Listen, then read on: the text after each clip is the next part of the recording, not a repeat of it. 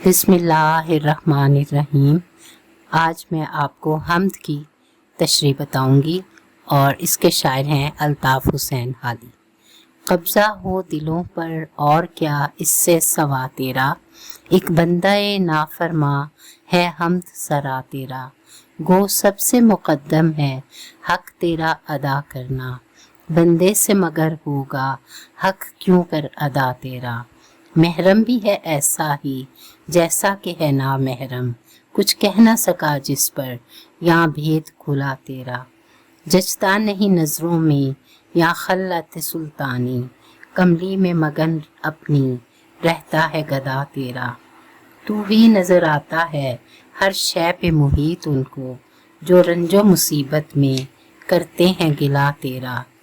आफाक में फैलेगी कब तक न महक तेरी, घर घर लिए फिरती है पैगाम सबा तेरा।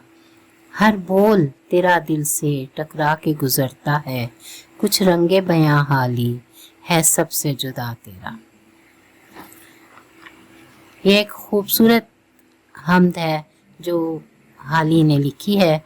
तो अब हम इसके बारे में तफसील पढ़ेंगे।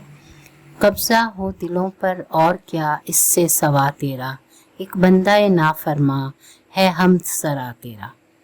शायर कहता है कि हमारे दिलों पर ए अल्लाह ताला तेरा ही कब्ज़ा है, तू ही हमारा खालिक है और तेरे चूँकि तू हमारा खालिक है इसलिए हमारे दिलों पर तेरा ही कब्ज़ा है। और क्या इससे सवा तेरा, यानी इससे ज़्यादा, सवा का मतलब ज़्यादा, इससे ज़्यादा कब्ज़ा हमारे दिलों पर और क्या होगा कि मुझ जैसा एक बंदाए नाफरमा, यानी कि जो ज़्यादा हुक्म मानने वाला भी नहीं है, ज़्यादा अल्लाह ताला के अहकामात पर चलने वाला भी नहीं है, वो भी तेरी हम्द सराई करने पर मजबूर है। ये तो हो गया मफ़हूम। अब हम इसकी तशरीह भी देखते हैं कि शायर जो है वो ये कह रहा है कि अल्लाह ताला इस कायनात का खालिक और मालिक है, और चूँकि उसने हमें तख्लीक किया है, उसने हमें पैदा किया है, तो वो हमारा खालिक है, इसलिए उसका हमारे दिलों पर कब्ज़ा है। चाहे हम उसका हुक्म मान रहे हैं या नहीं मान रहे होते, लेकिन फिर भी हमारे दिल के अंदर अल्लाह ताला हर वक्त मौजूद है। और इससे ज़्यादा और क्या अल्लाह ताला का कब्ज़ा होगा कि मेरे जैसा नाफरमान बंदा भी, जो कि अल्लाह पे के अहकामात पर भी अमल नहीं करता ज़ोर शोर से, और एक आम ज़िंदगी गुजार रहा है, ज़्यादा नेकोकार बन के नहीं रह रहा, और दुनिया के जो गुनाह हैं उनमें भी कभी मुलविस हो जाता है, कभी झूठ बोलता है, कभी कोई ना कोई ख़राबी कर देता है।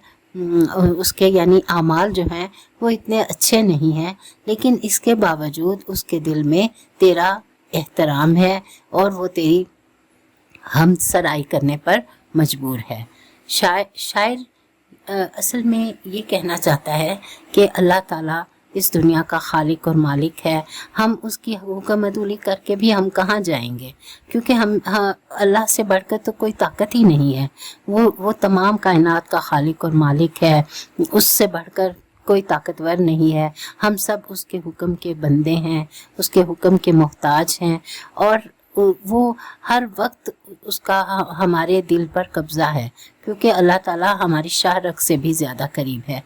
तो अल्लाह ताला चाहे हम उसकी हम ना भी बयान कर रहे हों, चाहे हम दुनिया के कामों में उलझे हुए हों, कुछ भी हों, लेकिन फिर भी हम जैसे नाफरमान बंदे भी अल्लाह का ज़िक्र कर ही बैठते हैं, और उनके दिल में ज़रूर अल्लाह ताला का एक एहतराम है, एक अल्लाह ताला का खौफ है, एक डर है, और वो किसी न किसी वक्त ज़रूर अल्लाह ताला की हम्द सराई करने पर मजबूर हो जाते हैं। यानी हम्द सराई का मतलब है अल्लाह ताला की तारीफ़ बयान करना। गो सबसे मुक़द्दम है हक़ तेरा अदा करना, बंदे से मगर होगा हक़ क्यों कर अदा तेरा। शायद कहता है कि अगरचे, गो का मतलब अगरचे, सबसे पहला फ़र्ज़ हमारा ये है कि हम तेरा हक़ अदा करें। یہ میں آپ کو مفہوم بتا رہی ہوں کہ سب سے پہلا انسان کا حق یہ ہے کہ اللہ تعالیٰ کا حق ادا کرے۔ دوسرے مصرے میں شاعر کہتا ہے بندے سے مگر ہوگا حق کیوں کر ادا تیرا، کہ بندہ تو ایک خطا کار انسان ہے، اس سے تو وہ تو غلطیاں کر بیٹھتا ہے، وہ خطا کا پتلا ہے، وہ اللہ تعالیٰ کی حق یا اس کی بندگی کا حق کہاں پورا کر سکتا ہے، وہ ایک گناہگار انسان ہوتا ہے۔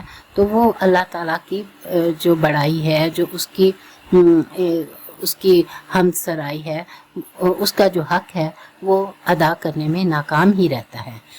تفصیل اس کی تشریح یہ ہے کہ اگرچہ اللہ تعالیٰ کا حق ادا کرنا ہم پر فرض ہے، کیونکہ اللہ نے ہمیں اس دنیا میں بھیجا ہے اور اس نے ہمیں یعنی ہمیں آنکھیں عطا کی، ہمیں پورا یعنی ہمیں ایک خوبصورت جسم عطا کیا، ہمیں بولنے کی طاقت عطا کی، ہمیں طاقت دی چلنے پھرنے کی، تو یہ سب اللہ تعالیٰ نے ہمیں عطا کیا ہے، ورنہ ہم تو اتنے بے بس ہیں کہ ہم ایک انگلی بھی ہلا نہیں سکتے اللہ کی مرضی کے بغیر۔ تو اس لیے شاعر کہتا ہے کہ ہمارا حق بنتا ہے کہ ہم اللہ تعالیٰ کی حمد سرائی کریں، کیونکہ اس نے ہمیں اتنی نعمتوں سے نوازا ہے، اس نے ہمیں کائنات میں زندہ رہنے کے لیے ہمیں ہزارہ سہولتیں دی ہیں، نعمتیں عطا کی ہیں، کھانے پینے کو رزق دیا ہے، ہمیں ہوائیں دی ہیں جن ہوا کے ذریعے ہم سانس لیتے ہیں اور ہم زندہ ہیں، اسی طرح اس نے ہمیں صحت عطا کی ہے، اسی طرح اس نے ہمیں رزق عطا کیا ہے، کھانے پینے کی تمام ضرورتیں ہماری پوری کی ہیں، یعنی ہر چیز اللہ تعالیٰ نے ہمیں عطا کی ہے۔ تو پھر ہمارا حق بنتا ہے، بندے کا حق بنتا ہے کہ وہ اللہ تعالیٰ کا شکر ادا کرے، اس کی بڑائی بیان کرے۔ لیکن پھر بھی شاعر کہتا ہے کہ اس کے باوجود کہ اللہ کا حق بنتا ہے اور ہمارا یہ ہے حق بنتا ہے کہ ہم ہر وقت ہر سانس کے ساتھ اللہ کی دی ہوئی نعمتوں کا شکر ادا کریں، اس کی حمد سرائی ہر وقت کریں، لیکن پھر بھی انسان چونکہ خطا کا پتلا ہے، وہ اپنے اعمال میں بہت کمزور ہے، وہ دنیا کی مصروفیات میں اتنا مگن ہو جاتا ہے کہ وہ اللہ تعالیٰ کا حمد سرائی کا حق پورا ادا نہیں کرتا، اس کی حکم عدولی بھی کر بیٹھتا ہے، بہت سے گناہوں میں بھی ملوث ہو جاتا ہے، بہت سارے لوگوں کے حق بھی مار لیتا ہے، یعنی اس تمام جن سے اللہ تعالیٰ نے منع کیا ہے وہ بہت سی باتیں، غلط راستے پہ بھی چلتا ہے، صراط مستقیم پہ بھی نہیں چلتا، دنیا کی جو لذتیں ہیں ان میں کھو جاتا ہے اور اللہ تعالیٰ کو بھول جاتا ہے۔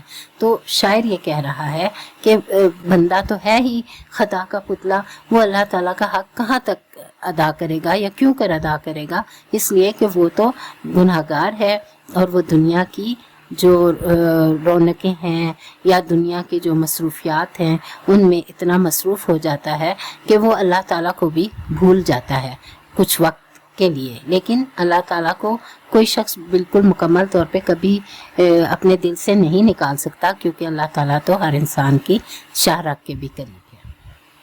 اگلا شعر ہے، محرم بھی ہے ایسا ہی جیسا کہ ہے نا محرم، کچھ کہہ نہ سکا جس پر یہاں بھید کھلا تیرا۔ شاعر کہتا ہے جس نے اللہ تعالیٰ کو جان لیا، پہچان لیا، جو اللہ تعالیٰ کو واقف ہو گیا اللہ کی ذات سے، اور جس نے نہیں جانا، جو یعنی جس نے اللہ کو پہچان لیا اور وہ جس نے اللہ کو نہیں پہچانا، وہ ایک ہی جیسے ہیں۔ محرم جو ہے اور نامحرم دونوں ایک ہی جیسے ہیں، اس لیے کہ محرم تو اللہ تعالیٰ کو جانتا ہے اور پھر وہ اللہ کی یاد میں اتنا آگے تک نکل جاتا ہے کہ وہ فنا فی اللہ ہو جاتا ہے، وہ اللہ تعالیٰ کی اللہ تعالیٰ کی معرفت حاصل کر لیتا ہے، پھر اس کو ارد گرد کا کچھ ہوش نہیں رہتا، وہ تو اپنے آپ سے بھی بالکل بے بہرا سا ہو جاتا ہے، اسے اپنا بھی کچھ ہوش نہیں ہوتا کہ وہ کہاں پہ ہے اور کہاں نہیں، کیونکہ اللہ تعالیٰ سے اس کو پہچان اللہ تعالیٰ کی اس کو ہو جاتی ہے، وہ اللہ تعالیٰ جو اس کا بھید پا لیتا ہے، اس کا راز پا لیتا ہے. تو شاعر یہ کہہ رہا ہے کہ محرم جو اللہ کو جانتا ہے وہ بھی، اور جو اللہ کو نہیں جانتا، جس نے اللہ کو نہیں پہچانا، وہ دونوں ہی ایک جیسے ہیں. کیونکہ نامحرم تو ویسے ہی اللہ کا کو نہیں پہچان رہا ہوتا، اس کو جان ہی نہیں رہا ہوتا، اور محرم جو ہے وہ جان لیتا ہے لیکن وہ اللہ کی ذات میں اپنے آپ کو گم کر دیتا ہے. وہ اس کو پھر ادھر ادھر کی اپنے ماحول کی بھی اس کو پرواہ نہیں ہوتی. وہ اپنی اللہ کی ذات میں ہر وقت اتنا مگن ہو جاتا ہے، اتنا کھو جاتا ہے کہ اس کو یعنی کہ اللہ کے بارے میں بتانے کا بھی ہوش نہیں رہتا. اس کی یعنی جیسے مجذوب ہو جاتے ہیں، جیسے کہ اللہ جن کو معرفت، ولی اللہ جن کو کہا جاتا ہے کہ ان کو اللہ کی معرفت حاصل ہو جاتی ہے، اور پھر جن کو معرفت حاصل ہو جاتی ہے ان کی زبان گنگ ہو جاتی ہے، وہ پھر کچھ اظہار ہی نہیں کر پاتے. اللہ تعالیٰ کی ذات کے اتنے بھید ہیں، اتنے راز ہیں جو کہ وہ بتا ہی نہیں پاتا. اس کو اتنی اپنا ہی ہوش نہیں رہتا تو وہ کسی کو کیا بتائے گا. اور جو نامحرم ہے، جو اللہ کو جانتا نہیں، وہ تو ویسے ہی نہیں جانتا. تو شاعر یہ کہہ رہا ہے کہ محرم بھی ہے ایسا ہی جیسا کہ ہے نامحرم، کچھ کہہ نہ سکا جس پر یہاں بھید کھلا تیرا. بھید کا مطلب راز. جس نے اللہ تعالیٰ کے رازوں کو پا لیا، جس نے اللہ تعالیٰ کی معرفت حاصل کر لی، پہچان حاصل کر لی، واقفیت حاصل کر لی، جس نے اللہ تعالیٰ کی دنیا بنانے کے جو راز ہیں کہ اللہ تعالیٰ نے بے مقصد یہ دنیا نہیں بنائی، اللہ تعالیٰ نے ہمارے لیے یہ دنیا سجائی، تمام نعمتوں سے ہمیں آشنا کیا، ہمیں تمام نعمتیں عطا کی. تو شاعر یہ کہتا ہے کہ جس پر یہ بھید کھل جاتے ہیں، راز کھل جاتے ہیں کہ اللہ تعالیٰ نے یہ کائنات کیوں بنائی، انسان کو اس دنیا میں کیوں بھیجا، یہ سارے راز جب ایک انسان پہ کھل جاتے ہیں تو وہ بھی کچھ بولنے کے قابل نہیں رہتا، کیونکہ اس کو اپنی ذات کی ہی خبر نہیں ہوتی. وہ اللہ کی ذات میں اپنے آپ کو گم کر لیتا ہے، اس کو اپنے ارد گرد کی بھی ہوش نہیں رہتی. اس لیے محرم اور نامحرم دونوں برابر ہیں. جچتا نہیں نظروں میں یا خلت سلطانی، کملی میں مگن اپنی رہتا ہے گدا تیرا. شاعر اس شعر میں کہتا ہے کہ جو اللہ تعالیٰ کی پہچان حاصل کر لیتا ہے، جو اللہ تعالیٰ کی معرفت پا لیتا ہے، اس کے نظروں میں دنیا بے وقت ہو جاتی ہے، دنیا کی کوئی اہمیت نہیں رہتی. جچتا نہیں کا مطلب ہے اس کو کوئی چیز بھی اچھی نہیں لگتی. اس کی نظروں میں دنیا جو ہے وہ بالکل صفر ہو کر رہ جاتی ہے. وہ دنیا کو کوئی اہمیت ہی نہیں دیتا، کیونکہ اس نے بہت بڑی ہستی کی آشنائی حاصل کر لی ہوتی ہے. وہ بہت بڑی ہستی کو تک اس نے معرفت حاصل کر لی ہوتی ہے. وہ اللہ کی ذات تک پہنچ جاتا ہے، اس کو پا لیتا ہے. تو اس کے سامنے دنیا کی کوئی حیثیت نہیں رہ جاتی. اس کو خلط سلطانی یعنی شاہی لباس بھی اگر اس کے سامنے آ جائے یا اس کو دے دیا جائے تو وہ اس کو بھی کوئی اہمیت نہیں دے گا، اس لیے کہ اس کی نظروں میں دنیا کی کوئی وقت نہیں رہتی. کملی میں مگن اپنی رہتا ہے گدا تیرا، کہ جو تیرا گدا بن جاتا ہے، جو تیرا فقیر بن جاتا ہے، تیرے در کا فقیر بن جاتا ہے، وہ اپنی چادر میں ہی مگن رہتا ہے. یعنی وہ اس کے لیے اپنی چادر ہی ایک عام سی غریبانہ سی چادر، غریبانہ سا لباس ہی اس کے لیے بہت کافی ہوتا ہے. اس کو آپ شاہی لباس دے دیں، اس کو بہت بڑے تحائف دے دیں، اس کو دنیا بھر کی دولت اس کے قدموں میں ڈھیر کر دیں، تو وہ اس کو نظر اٹھا کے بھی نہیں دیکھے گا. اس لیے کہ وہ اللہ تعالیٰ کی ذات میں گم ہو چکا ہے، اسے اللہ تعالیٰ کی معرفت نصیب ہو چکی ہے. اور وہ شخص جو اللہ تعالیٰ کے در کا گدا ہے، اللہ تعالیٰ کے دروازے کا فقیر ہے، اس کو دنیا کی کوئی پرواہ نہیں رہتی. وہ اپنی کملی میں، کملی کا مطلب اپنے لباس میں، اپنی چادر میں، جو پھٹا پرانا لباس جو پہنا ہوا ہے اس کے لیے وہ اسی میں ہی خوش رہتا ہے، اسی میں ہی مگن رہتا ہے، اسی میں ہی مصروف رہتا ہے. اس کو اپنے ارد گرد کی کوئی ہوش نہیں رہتی اور وہ اللہ کی ہستی میں اپنے آپ کو گم کر لیتا ہے. تو ہی نظر آتا ہے ہر شے پہ محیط ان کو، جو رنج و مصیبت میں کرتے ہیں گلا تیرا. شاعر کہتا ہے کہ انسان کو جب وہ کسی مشکل اور तकलीफ़ में मुब्तला होता है वो बेशक तेरा हर वक्त गिला करता रहता है कि अल्लाह ने मुझे ये नहीं दिया, अल्लाह ने मुझे वो नहीं दिया, अल्लाह ने मुझे इस नेमत से महरूम रखा, अल्लाह ने मुझे ये औलाद अता नहीं की, अल्लाह ने मुझे दौलत अता नहीं की, मैं इतनी गुर्बत में रह रहा हूँ। हर वक्त इंसान की आदत है गिले शिकवे करने की।